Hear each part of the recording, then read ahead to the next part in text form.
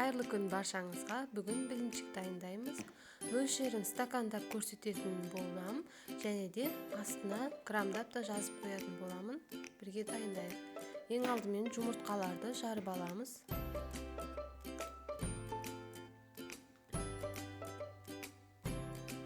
Енді оны венчиктин көмегимен жакшылап аралаштырабыз.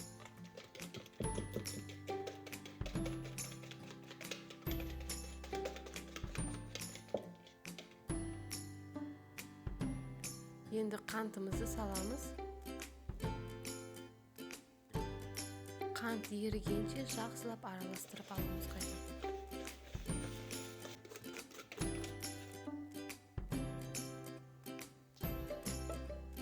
Енді шым-шым тұз саламыз.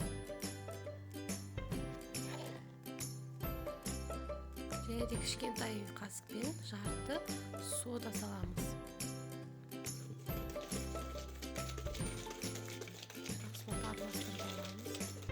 Әсіресе содамыз жақсылап араласуы қажет. Енді жарты стакан май құямыз. Күнбағыс майын.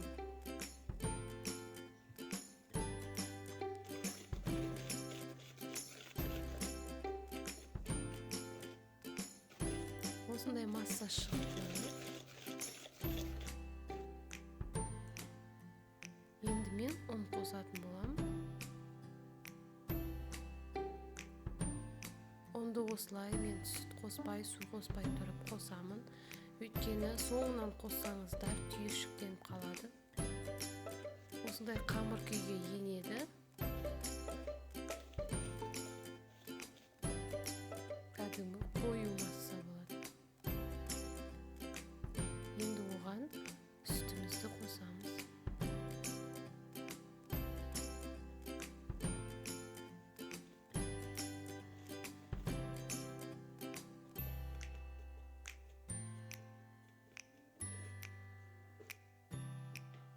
Яғни ұн мен сүтті кезек-кезек қосамын.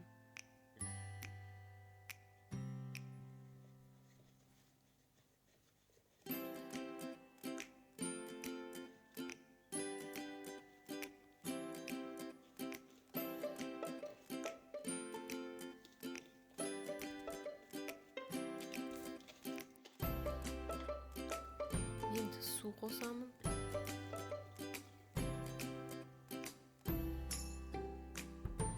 Жақсылап араластырып аламыз. Бір келкі масса болғанша.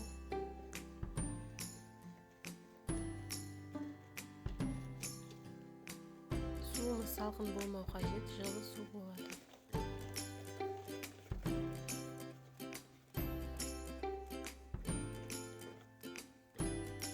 Енді қайтып сұйық болды. Енді ұнымызды қосамыз.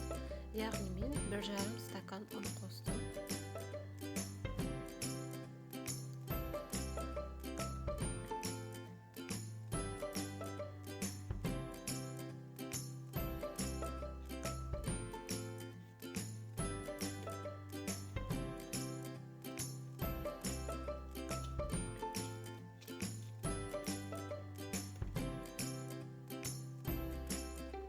Енді қалған сүтіміздің барлығын құямыз.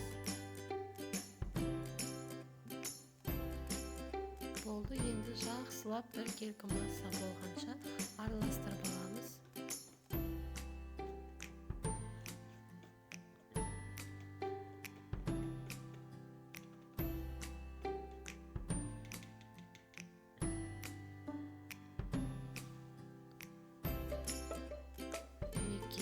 Осындай сұйық масса шығады. Енді мен бұны міндетті түрде жарты сағатқа тұнып тұруға қойып қоямын.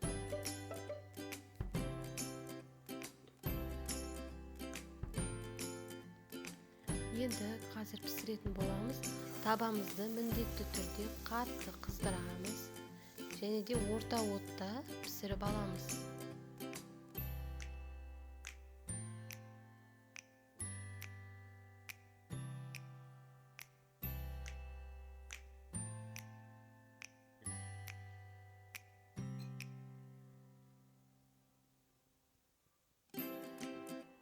Шеттері осылай қызарады.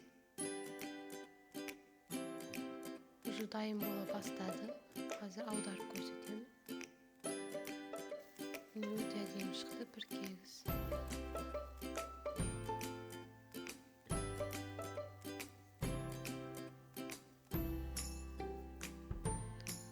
Асты өзі қызарады. Соған дейін пісіріп аламыз.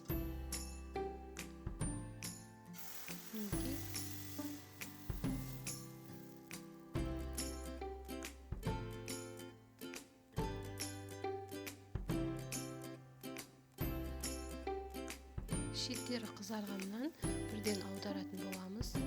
Отымызды жай отқа қоймаймыз, орташа қаттырақ отта пісіреміз.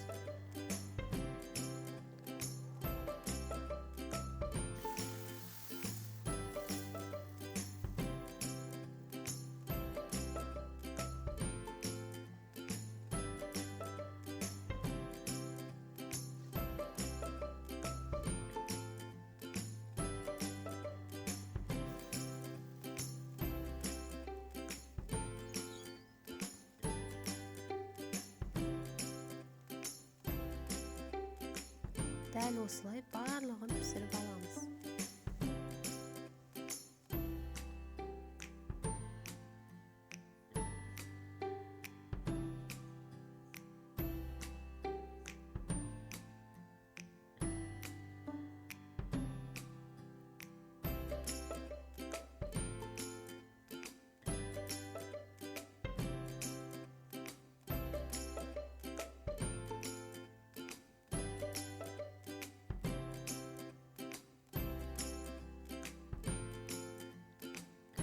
Барлығын пісіріп алды. Өте әдемі шықты. Және де жұп-жұқа, тіпті қолыңыздың арғы бетінен көрініп тұрады. Барлығына ұнайтыны сөзсіз. Өте дәмді шыққан. Аралары жақсы піскен. Және де жұп-жұқа. Тесіктер кәдімгідей көрініп тұрады.